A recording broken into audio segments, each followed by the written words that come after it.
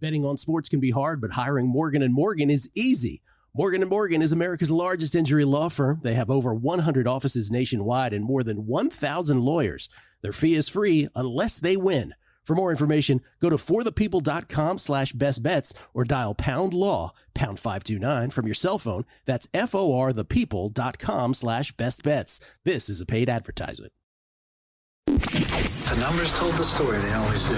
It's one of those idiots who believe in analytics. This is A Numbers Game with Gill Alexander on VSiN. Hour number 2 of A Numbers Game at VSiN, the sports betting network, VSiN.com, Game Plus, iHeartRadio, YouTube TV. However you take us in, we appreciate it. We're grateful every morning that you choose to make us part of your day. We appreciate it. Still to come this hour, Jason Weingarten from Under a Cloud of Smoke. We'll get all his thoughts on things. Maybe even talk to him about comeback player of the year. We need a claw machine update, too. We need a claw machine update. Haven't heard much about that recently. And then Kelley and I update our NFL power rankings a little later on the show. That's very exciting. I'm very excited. A lot of blue on mine. A lot of just the blue line. Blue on mine, too. A lot of blue. We get tweets at Beating the Book. Tom K. SMU should forfeit the championship game. They are not taking ACC money and would stay rated higher than Alabama. Outsmart the committee looking to get Bama in. Tom, it's exactly what I said, segment 1. Thank God we fixed college football because we're talking about teams just forfeiting games. Great. Trip Tepper, Kelley was correct. Jerry Rafferty was in the band Steelers Wheel, who recorded Stuck in the Middle. Rafferty then left the band to launch his short but successful solo career. Was that correct? I don't know. He's still no Michael McDonald for Yacht Rock. That's all I can tell you. All I can tell you is during the break, I was like, I like when Gill perfectly nails the mistake I make because I didn't know if the song was him or not, and when Gill was like, "No, you're thinking of another song." I'm like, I bet you're right. Ryan Hyatt, the A&G Yacht Rock discussions may rival sushi places this month, and yes, Jerry Rafferty would be Yacht Rock Hall of Fame first ballot on Baker Street and right down the line alone. Where have you gone? Great saxophone solos. Enjoy the show. Jerry, listen, I love Jerry Rafferty. Listen, who didn't love Baker Street? But he's not a Yacht Rock Hall of Famer. Stop it. I cannot wait to take you to Yachtly Crew. We're going to have so much fun. Buying you a captain's hat and everything. 3Jack H3131. Stop me if you've heard this before. DeMar Hamlin died on the field and is now playing again. That's all I got to say. It was a year ago. Oh, Tom from Pittsburgh. I have forgot to watch this last night. He says, after watching the first episode of Hard Knocks, AFC North, my main takeaway was that this show will make it obvious why Mike Tomlin will win his first Coach of the Year award. Ooh, interesting. All right. That is something new this year. You never know how things like that might influence. That's right. And the numbers, guys, regarding DVOA, what does the status of Detroit's injury-riddled defense do to their future projections? Well, it would be wonderful if we had the creator of DVOA on with us right now. And we do. Ladies and gentlemen, for his quarter pole appearance on the show today, he is kind enough to come on A Numbers Game every quarter of the NFL season. And at the end of the regular season, it's the creator of DVOA. He's now at FTN Sports, the great Aaron Schatz, courtesy of the Progressive Guest Line. How you doing, Aaron? Hey, I'm good, guys. How are you? Doing very well. You have Detroit through 12 games, not you, but through the prism of DVOA.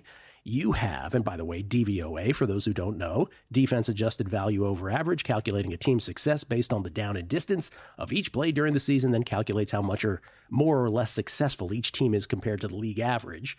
You have the Detroit Lions, this year's Detroit Lions, as the, let's figure it out, third, sixth, seventh best team of all time through 12 games. Yeah, they're really good. And that does not adjust for the fact that they've lost a bunch of defenders. But the thing is, so it's hard to tell what that means because as they lose defenders over the last few weeks, their defense has gotten better. Yes. At a certain point, they're going to reach like a critical mass of losing guys. But I don't know when that point is. So it's hard to adjust. It's really hard to adjust for losing players other than quarterback because every individual player doesn't mean that much. The problem is when you lose so many of them, it's the cascade of them. Like the San Francisco 49ers, for instance, from this year. It should be noted that the 6 teams that Aaron has, or the DVOA has better through 12 games since the 1979 season, all got to the Super Bowl. All at least got to the Super Bowl. No, the 2018 Chiefs did not. Oh, that's right. They lost in the AFC Championship to the Patriots. Okay. That's right. Patriots beat the Rams 13-3 after beating the Chiefs in overtime, if I'm not mistaken. Yep. In the championship game. That's right. Okay, so one exception to that for you Detroit Lions fans. You also have a couple other historical quirks that are fascinating through 12 or 13 games of the NFL season. One, through 13 games, you have the Ravens offense. I think this always trips people out because on your standings, in your NFL standings, the Baltimore Ravens have lost 5 football games. Can't be that good, right? Well, offensively, you have them historically good. I mean, overall, I have them really good. I have them as the best 8-5 team we've ever measured. And offensively, they're 8th. And if you think it's weird for an 8-5 team to be 8th, a 7-6 team is 4th, which is the 2002 Chiefs with Priest Holmes and Trent Green and Tony Gonzalez. So this year's Baltimore's offense has just been fantastically efficient. And they've lost games due to defense and special teams and penalties. And the penalties are not necessarily predictive. I mean, look at this last game where they lost despite the fact that they only had like 3 penalties.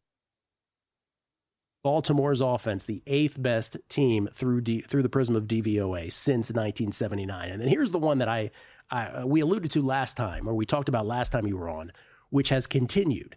The Kansas City Chiefs are 11-1.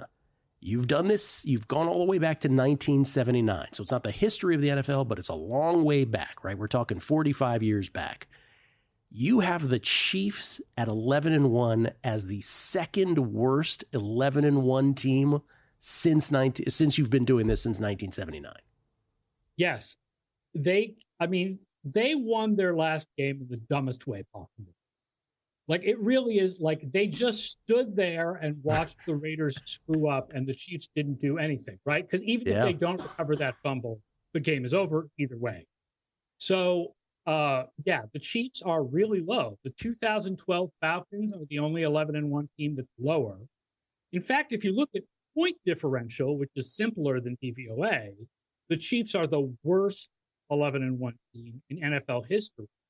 DVOA actually likes them a little bit more than that because they've played a hard schedule this year. But we keep saying, like, how do they keep doing this? And yes, like, I do believe the Chiefs are going to play better when we get to the playoffs. But are they going to play better enough to beat the Bills and maybe the Ravens and whoever else they have to play? Like, I don't know, because at this point, their defense has declined a lot since how well it was playing early in the year, and the offense hasn't picked it up to make up the difference. Yeah, so 2 questions. One, remind me about the 2012 Falcons who were 11-1 and worse than this team. I don't even remember that team. Good offense, bad defense. I believe they lost in the divisional round. Matt Ryan offense, Tony Gonzalez again. Yeah. Okay, so the predictive part of this is what is fascinating to us as bettors because, it is interesting. So going through all this, it follows then, okay, Chiefs perhaps very vulnerable then in a postseason situation. Lions perhaps better than the eye test reveals, though there are the injuries. Let me just ask it this way. Is Patrick Mahomes, have you found when the Chiefs have been rated through DVOA through the years, does he sort of serve as a hack to all of this? Like, he's so unbelievably Supermanish that while all of these numbers are correct, he can just put on his cape and just crush it all. The problem is that will be true until the year it's not true. Right. Right. Yeah. The 2 examples I keep bringing up are the 1990 49ers and the 2005 Patriots. The 1990 49ers are more similar to the Chiefs because they also started by winning a bunch of games, but not playing that well. Well, I mean, playing well, but not as good as a 10-0 team. And they lost in the NFC Championship game when Montana got hurt. And then the 2005 Patriots, I remember very well because it was the early days of me being in the football commentary world. And everybody said, well, the Patriots are only the 7th or 8th team in the regular season, but it doesn't matter because Belichick and Brady have an extra gear in the playoffs, and they will turn it on and they will win a 3rd straight championship. And instead, they went to Denver and lost. Like, there were no magic beans. There was no extra gear. There was an extra gear until the year there just wasn't. And so the same is kind of true for the Chiefs. Like, they're not out of it. They're a contender. I do think they're better than this. I think their defense, Spagnuolo is really good at game planning in the playoffs. It's supposed to get Hollywood Brown back at the end of the season. They'll be better than this. But they're not playing like one of the top 4 or 5 teams in the league. And the same logic I would assume then applies in reverse to Lamar Jackson, right? And the Ravens, which is, he'll always be a playoff, failure until that year where he's not. And you're like, well, yeah, but the numbers said this should have happened all along. Right. Like Peyton Manning, or in other sports, Barry Bonds or Jason Tatum. Like, they're players who have a history of playing bad in the playoffs until the year where they don't, where they play fine. That's right. People forget that about Barry Bonds. Until 2002, he was considered a playoff bust, and then he started hitting balls that still haven't come down, starting in 2002. The other thing that's interesting with DVOA, and we'll get to your awards thoughts on the other side, but real quick, biggest offensive improvements since week 6, Dolphins. Biggest offensive declines, Seattle and Atlanta. Biggest defensive improvements since week 6, Philly. Biggest defensive declines since week 6, Minnesota. All of that is very fascinating. And it's interesting, by the way, that the Seattle defense has improved at the same time that their offense has declined, and that's how they've stayed in the NFC West race. Wow. And that's not what we would have expected with a coach like Mike Macdonald necessarily. Well, you would have expected their defense to have been better early in the season, yes. But I think we all believe Geno Smith is a good quarterback at this point, so you don't expect their offense to be as bad as it's been the last few weeks, but the running game has been non-existent. Offensive improvement, best in the NFL since week 6, the Seattle Seahawks. All right, well, we come back with Aaron. He is also one of the 50 awards voters, AP, for all the AP awards, MVP all the way to comeback player of the year and everything in between. We'll get his thoughts, at least to the extent that he is willing to share. We will not pin him down to a vote, but get his thoughts as one of 50 bettors. I'll do the math, Kelley. That's 2% of all bettors. Whoa. Aaron Schatz, we have it right here on the show. That's on the other side. Numbers Game, VSiN, the Sports Betting Network.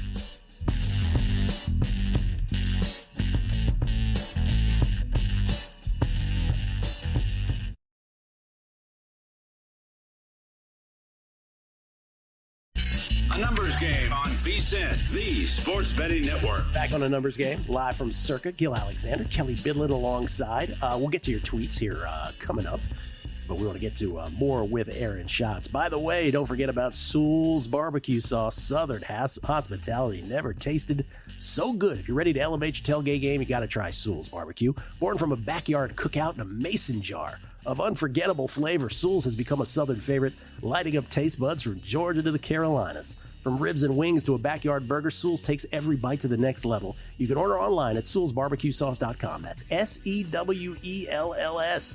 BBQSauce.com. Oh, sounds good. We got to move this read up earlier in the show. It's making me hungry. I think we should move it later so that we can eat immediately. Oh, okay. I got it. Because right now, go enjoy some barbecue at 9-10 in the morning.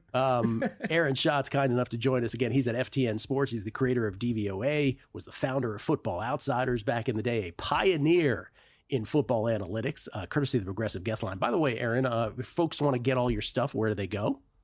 The website is ftnfantasy.com. The DVOA stuff is at ftnfantasy.com/DVOA. But you want to be a subscriber to also get access to our stats hub with all the charting data and all of our DFS optimizer stuff and our betting pick. The DFS optimizer now has a whole thing that simulates contests to tell you which lineups are most likely to place high, even if they're not necessarily the lineups with the most possible points. Interesting. Okay, I like that. One of my favorite sites to shop different props, to find props at different books. What's going to be the best number for you? FTN does a great job with that. Aaron made the right choice, man. Made the right choice. Real quick, Yacht Rock, we were having a Jerry Rafferty debate. You say not a yacht rocker. No, because the Yacht Rock guys are primarily L.A. guys, L.A. session musicians, and he's from England. There we go. Glad we put that to rest. It's like we brought Marshall McLuhan from behind the curtain. Marshall, what do you think about these people? Okay, before we get into the award talk, what I didn't do when we're going through the historical numbers is actually look at your DVOA top 10 from this year, which, silly me, we should have started with. And it reveals fascinating stuff. Now, obviously, Detroit, because we talked about them historically, they're going to be number one. But I would like to just seize on a few things. One, by the way, Lions, Ravens, Bills, Eagles, Packers, Vikings. No real surprises, top 6. The Chiefs are not in the top 10 at all. Maybe we could have guessed that from our previous discussion. 7th, the Cardinals. 8th, the Chargers. 9th, the Broncos. Talk to us about the Cardinals. Why are they 7th? First of all, I'll say the Cardinals have an easier schedule than the rest of the NFC West going forward. So they're very likely to win that division. They are a B- in everything except passing, where they're an A. Like their defense name someone on their defense other than Budda Baker. You probably can't. And yet they've been like the 13th best defense, and they've been like the 13th best running game. So they don't really have any weaknesses this year. Their only real strength is Kyler Murray.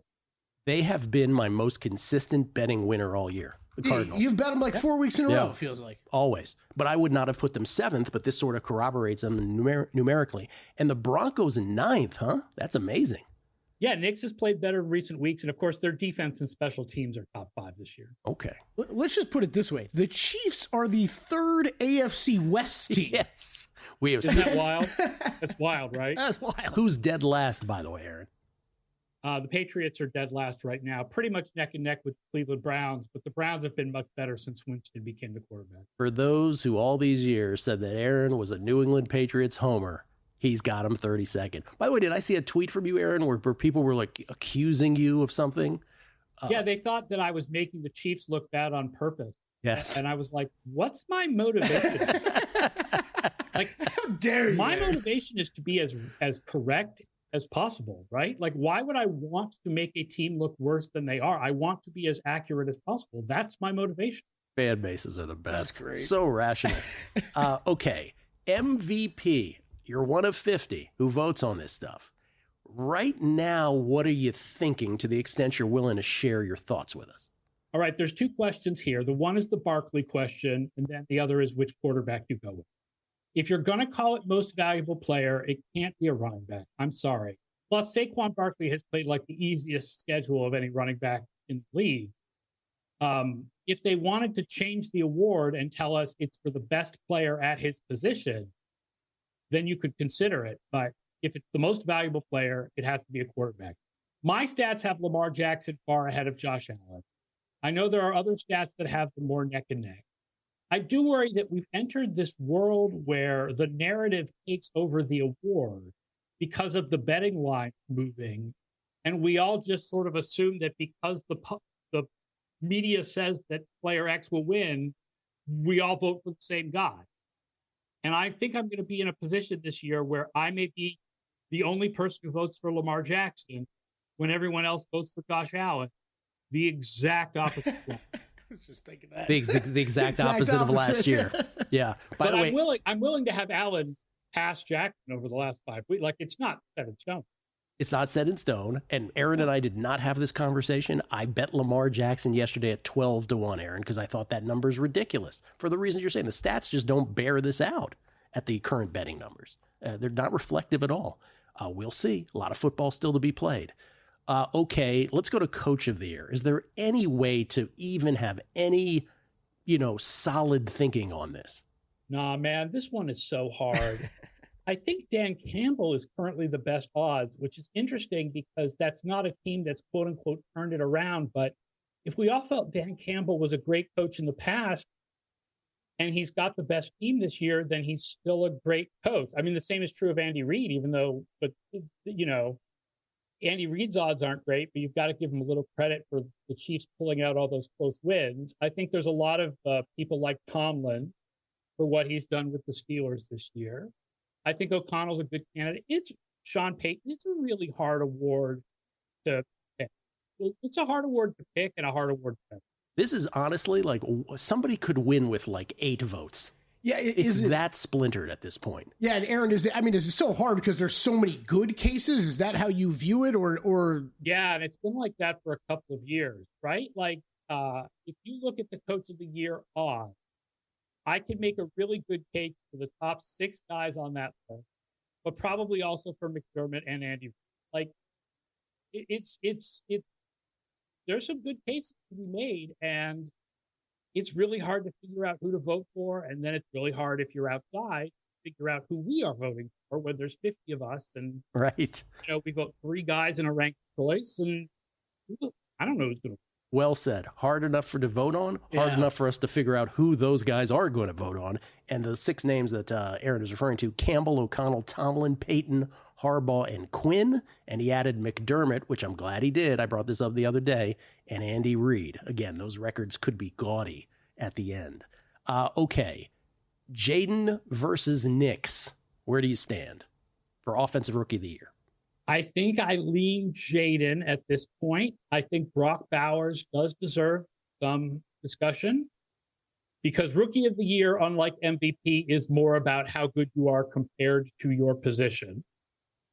But Nix is catching up. So we'll see what happens in the last 5 weeks. He is catching up. He is catching up for sure. Okay. What about the ones that you feel are the most set in stone? Is Jared Verse the Defensive Rookie of the Year? Is TJ Watt the Defensive Player of the Year? Where do you stand on those? I think Quinion Mitchell and Verse are the 2 choices for Rookie of the Year on defense. I think that Watt is the leader for Defensive Player of the Year at this point. I think Barkley is clearly the leader for Offensive Player of the Year. Yeah, he's the most solidified based on your voting. You're voting for a quarterback for MVP, then it follows that Barkley would be the lock for Offensive Player. Yeah, and we have Derrick Henry with more rushing value than Barkley because of opponent strength, but Barkley has receiving value. Barkley has, say the last part? Barkley has what? Receiving value. Receiving value, gotcha. Plus, he could break the all-time record for yards. I mean, that's still on the table as well, schedule or not. Okay. And then there's the hardest one of them all, and I'm sorry to close with this, but I have to. What are you doing with Comeback Player of the Year? We just had a brief discussion about it, and I was like, can Joe Burrow really win this twice in 5 years as a pro? Is that allowed? Where do you stand? Didn't Chad Pennington? Did he? Did Chad Pennington? I think he did. So, I mean, let me check. The hard question, as Mike Kinnear keeps pointing out to me, is what do you do with DeMar Hamlin having his comeback year 2 years afterwards instead of 1 year afterwards? Do you consider that? Or are we only thinking about how much he came back from last year, not what he's coming back from 2022? But I think it's going to go to one of the quarterbacks that was injured last year, like Burrow or Murray, probably one of those. Yeah, two. I brought this up with Cousins. Not Cousins. You said no, not at this point. Yeah, I brought the DeMar Hamlin thing up with you last time. If you recall, you were like, "Oh, I hadn't thought about that." Chad Pennington, 2006 and 2008. I did not remember that at all. We probably don't have enough time for this, but Aaron, how many games do you have to be injured for to be considered? Because Herbert's on the odds board. That's a great question, and I think the answer is a few. And that's not a number. It's not a number. It's a few. Let me check on that. Is a few a number? Let's get on that. Thank you, Aaron. Appreciate it as always. So great. Yeah, ftnfantasy.com. Check it out, guys. Aaron Schatz at ASchatzNFL, SCHATZ on the Twitter machine. Coming back with Jason Weingarten next. A numbers game on VSiN, the sports betting network. With college football and the NFL playoffs coming soon, now's the time to give yourself a betting edge with a VSiN Pro subscription. Sign up now and get access to daily best bets with the leaderboard to see which VSiN expert has the hot hand. 19 hours of live programming featuring expert breakdowns and in-game analysis, power strength and better ratings, plus our exclusive betting splits from DraftKings and Circa. Start betting smarter today for as little as $9.99 and see everything VSiN has for you to up your betting game. Sign up today at VSiN.com/subscribe. That's VSIN.com/subscribe. We get tweets at Beating the Book. Here's the thing with the tweets this morning. You can never really predict what's going to land with people. So we have 2 massive things happening on my feed. One, Palm Readers and JVT are going at it for about 30 tweets deep about I got left off those, I think. About Good. Boise State and Alabama. Why is Boise State different than SMU? So they're going at it. I'm not going to read any of those. Then the Jerry Rafferty thing and whether he should be in some mythical Yacht Rock Hall of Fame just won't stop. I'll just read one of them. Touchdown Jesus, who says, Jerry Rafferty to the Yacht Rock Hall of Fame for only having 2 greatest hits, Baker Street and right down the line. Eli Manning would approve. And there's about 10 of these back and forth about Jerry Rafferty. Jesse Welch, I'm going to get absolutely walloped by this Steelers team. I took all of their win total unders preseason, added under 10.5 in season, and now I'm adding Tomlin to win Coach of the Year. Somehow they'll all lose. That's the NFL for you. Jody Criswell, After listening to yesterday's show about Yacht Rock, I got in the car, and How Much I Feel by Ambrosia is playing. Gotta love it. Ambrosia's best jam, Biggest Part of Me. Do you know Biggest Part of Me? I think so. Oh, spectacular. Spectacular. They had a dude from Ambrosia on. I'm not one of those, like, I can't connect song title with song I've heard, like, probably a million times in my dad's car. Oh, my God. So many Jerry Rafferty tweets. So many JVT and Palm Readers tweets. Eric Berg, nothing better than VSiN running the ads for a numbers game during a live numbers game. Let's go. What are we talking about next? Let's go DeMar, he says. Yeah, let's go DeMar. This is from John B. Not that John B., but this John B. He says, for Rookie of the Year, should Brock Bowers get a little more love? Any value on betting him? Well, Aaron brought him up. I think that was an interesting note. Aaron brought him up. Like, it's not just Jaden versus Knicks. Bowers deserves some consideration. Johnny Ringo, I was unaware the award was most valuable quarterback. Guess they'll have to change the wording on that award as well. He was not happy with Aaron's stance that the most valuable player has to be a quarterback. I don't know what to tell you. I kind of wish they'd change some of the wording too, but I agree. I agree with what Aaron said. But you understand why Aaron says it. Aaron is an analytics guy, and from his analytics perspective, you cannot possibly be more valuable than a quarterback. Yep. That's all it is. Paul Bovey, Pats last? This has been a very competitive team since May took over. Losses were close, and versus the Rams, a pair of defenders out totaling 7.5 sacks. No chance. Okay. This is from, let's see, I'm just going to Ron Burgundy through some of these. Oh, let me go back to this one. Let me end on this because Jason's with us. And I wanted to bring this up. And Brian Schaefer, I want to thank Brian Schaefer for reminding me to talk about this because Wishnev texted me this the other day. Did you see this from Major League Baseball? No. Don't tell me what the guy at the bar told me yesterday. I didn't believe him at all. I'm done. If you do this Major League Baseball, let me mark my words right here. Mark down the date. If you do this, I'm not watching baseball anymore. I thought someone was making this up yesterday when they were telling me this is not AI. This is true. Brian Schaefer, Gill, did you see the golden rule in baseball they're throwing around? The manager can hit the golden buzzer and pinch hit their best player at any point in the game, even if he just batted. Absolutely ridiculous. Brian, I could not agree more. If they are really serious about this and they actually implement it, we don't have baseball anymore. The sport is done. It's not baseball anymore. Yep. Jason Weingarten joins us from under a cloud of smoke in Southern California. You can follow him on Twitter at Spreadopedia. Jason, did you hear about this? Yeah, I saw it when it first got brought up. I don't think it's like an actual idea that's potentially being implemented. I think it's probably something that somebody said and it got picked up and repeated in the media. And I don't think it's serious consideration. And obviously by the reaction to it, MLB is not going to do anything with it. You know what I think it is? I think they're so out of touch, and I think they're so desirous of having new fans that they purposely float stuff. They're grasping for straws. That's what it feels like. They float stuff because they have no idea themselves. They're grasping. They have no idea what appeals. What exactly appeals to people about baseball, their sport, right? Because doing this new stuff, and by the way, like Ghost Runner on second, and remember how ridiculous it got during the pandemic with the double headers and 7 innings. I mean, I get it was the pandemic year, but there's still a lot of people who are like, are we still doing the Ghost Runners? You're not appealing to any of the baseball purists by making these changes, and you're not attracting new people. Like there's not a kid who's on the fence about baseball who's like, wait, you can press a buzzer or whatever it is, and a guy can bat whenever he wants. I'm in. Well, no. I keep pointing out baseball does not attract new fans. I mean, that's the main issue with the game is I talk to the same people about baseball that I was talking to about baseball 10 plus years ago, and that's it. There's no new people talking about baseball. I genuinely believe they floated this to see if it got a positive reaction because they're that clueless. And people are like, you got to be, I'm like, Wishnev said the same thing, is I'm never watching baseball again if they do this. Now, if they do this, they got to have like a really cool, like golden buzzer in the dugout, with like a camera that goes to where you got to hit it. And then you got to switch out to like a golden hat with a golden bat or something like that. You got to go all the way if you're going to do it. Lean into it. Right. Like NBA All-Star game with the money ball, sort of like that. Here's your golden ball. Here you go. Oh man. So bad. All right. We were just talking to Aaron Schatz. and specifically, I want to get your thoughts on this because you always have thoughts on awards. Comeback Player of the Year. Have you considered this at all? No, haven't even looked. I have to pull up the odds to tell you who's doing what. Burrow, what's going on? Joe Burrow is the short shot. Joe Burrow is the short shot. If he wins, it would be his second Comeback Player of the Year award in 5 years. There is precedent, as we found out. Chad Pennington won 2 in a span of 3 years. And Damar Hamlin is still sitting out there at low double digits. Just saying.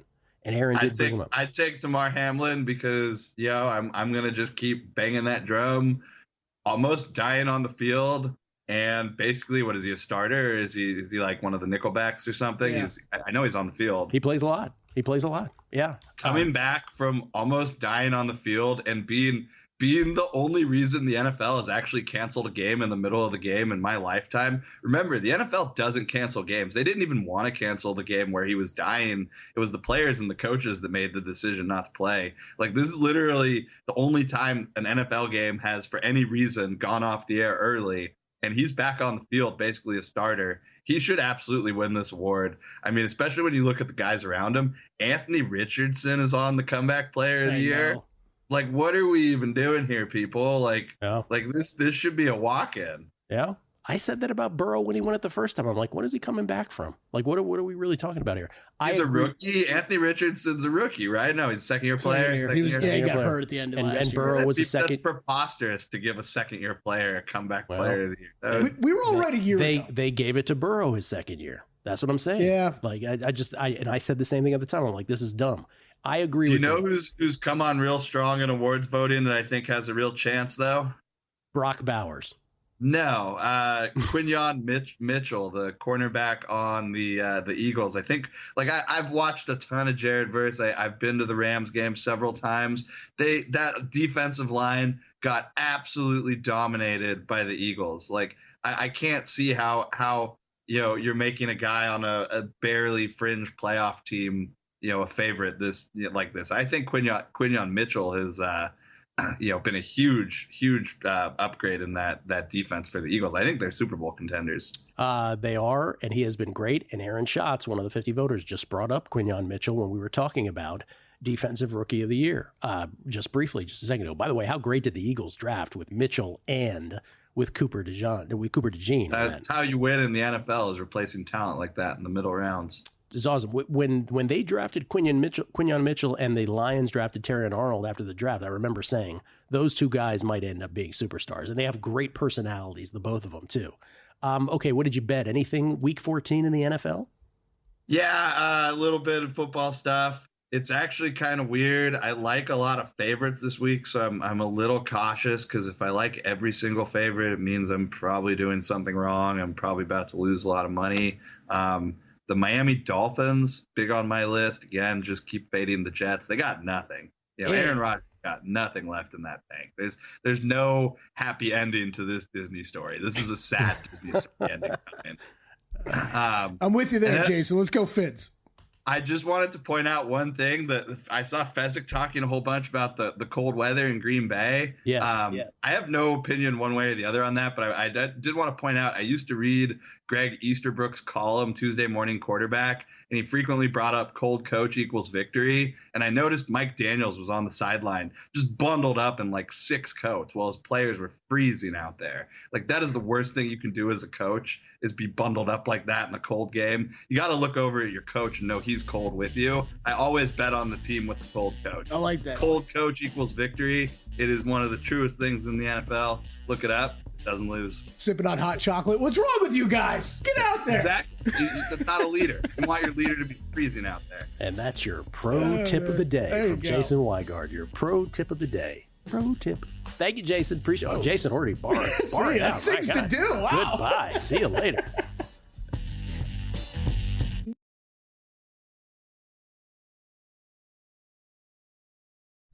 A numbers game on VSiN, the sports betting network. Don't forget to stay tuned to VSiN top of the hour after numbers game Money Moves with Stormy Bonatoni and Patrick Maher on the show today from noon to 2 Eastern, followed by John Hansel on prop points from 2 to 3, and Make It Rain with Adam Shine from 3 to 4 coming up at VSiN, the sports betting network. We got our power rankings coming up before we get to that. Do. And our G-Bank best bets. Before we do that, we get tweets at Beat of the Book. These are great. The numb guys, do we know anything for certain on Creighton regarding injuries to the center who sat last week and the point guard who played? I have some intel that tells me they're both hurt, and maybe someone else has some symptoms. Oh, really? Just want to point that out. He also says, can you ask Jason to weigh in on whether Steely Dan was yacht rock? No, I'm sorry, I missed that. By the way, Jesse Welch, that a few is the single greatest answer we've ever gotten out of Aaron Schatz when you asked about Justin Herbert. How many games do you need to miss? He goes, a few, that's not a number. Larry Fresh, loved Aaron Schatz as my kind of units, a few. He's saying, quote, Hands Kids worksheet the day before Thanksgiving break. My students, do we have to do all of them? Me, just do a few. Then we can watch a movie. Do as many as you want. Rules for society, 100% I'm out too if that baseball thing is implemented. Totally. They're ridiculous. Ryan Thompson, wasn't Yacht Rock the unofficial soundtrack of A&G while at the D? No, Bob Seger was. Yeah, Bob Seger. No. Bob Seger. Ice Cold Gambler, the Golden Batter, LOL. What is this, Savannah Bananas? How about take the integrity of the game into account? Seriously. Bobby Geddes. I thought I'd get cute and take Caleb for Rookie of the Year at 60-1. My thinking being if he went on a run and pulled off some upsets, along with Jaden and Denver missing the playoffs, I watched his odds shorten to 40-1 in the second half game against the Lions until the last play, right back to 60-1. And then 3Jack, and can you please explain this to me? He's saying we learned two things today, two of the best hardcore handicapping tips. One, we know from producer number 3, the great Georgie Bueno, Jorge Mondaca, bet on soccer teams that more enthusiastically sing their national anthem. But the first one, can you explain what Jason was talking about? Bet on cold coaches, but McDaniel lost, and they didn't cover either. Okay, so I never once saw a shot of McDaniel, so take this all with a grain of salt. He was freezing. But I will be the Jason Weingarten translator. His point was, if you're going to be a good coach, you're clearly connected with the team, so you should be as cold as your team is. So he wants him wearing less layers to connect with the team. Even though he was cold anyway. Yeah. It didn't make any sense. Okay. He's a little guy. Which brings us to our G-Bank best bets of the day, courtesy of G-Bank, the official bank of VSiN. I added a couple. Alabama to win the college football championship, got it at 18-1 earlier yesterday. Then Lamar Jackson to win the MVP, 12-1. 29 touchdown passes, 3 picks. Really? 12-1? Okay. Cardinals I have over the Seahawks this weekend, taking the Cardinals, laid the 2.5. And then I got the Rams taking the points against the Bills, and I have them sprinkle me, man, on the money line at plus 185.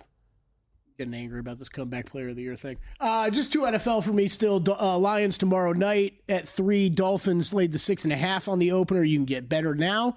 I am with Jason on that one, though. I think this Jets team, we see a lot of quit in this week, and Dolphins still something to play for. This is a must-win game for them. So that's it for me in the NFL account right now. Nothing for me in the NBA tonight. Oh, nothing. Really? Nothing. Sitting it out. JVT had some bets. He's on a couple. He got a championship game play on the Longhorns, laying the 2.5 against Georgia. And he is taking the Panthers plus the points against the Eagles because he's bet the Panthers now 6 weeks in a row. So he continues to ride them. Matty Cox in college hoops. He is laying the 4 with Kansas against Creighton, as am I. San Jose State, he's got plus 20 versus New Mexico. Weber State laying the 4.5 against North Dakota State. And then Montana grabbing the 2.5 against South Dakota State. Little Dakota-ist is what he is. Yes, clearly. That's what he is. He's a Dakota-ist.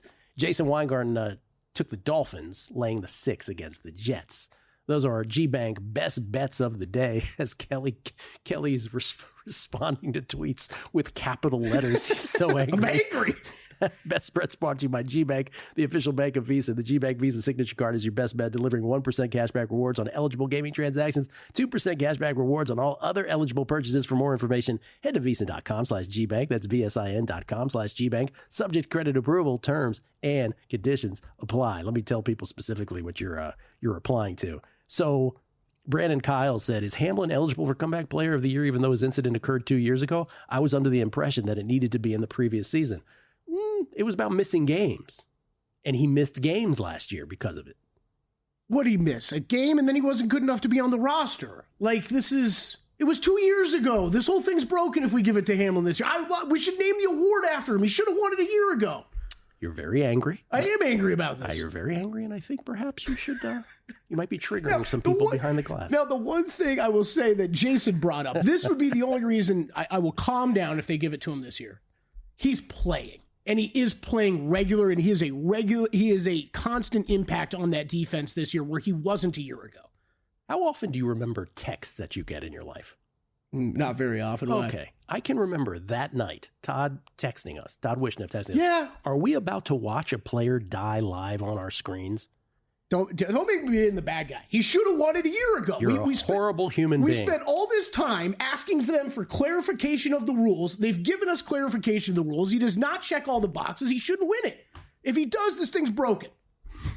You got to get rid of the award. I'm so sick of this thing. You should be ashamed of yourself. I want to say Joe Burrow isn't a big enough favorite in that market, but I can't because I don't know how these guys are going to vote. You know what you are? You're anti-near-death experiences. Obviously. That's yes. what you are. You're anti-near-death experiences. That's what we learned today on the show. That's what we learned. This Kelley, market's going to drive me insane. No sympathy. None. Which brings us to our NFL power rankings. Let's go. Plug it in. Move me on.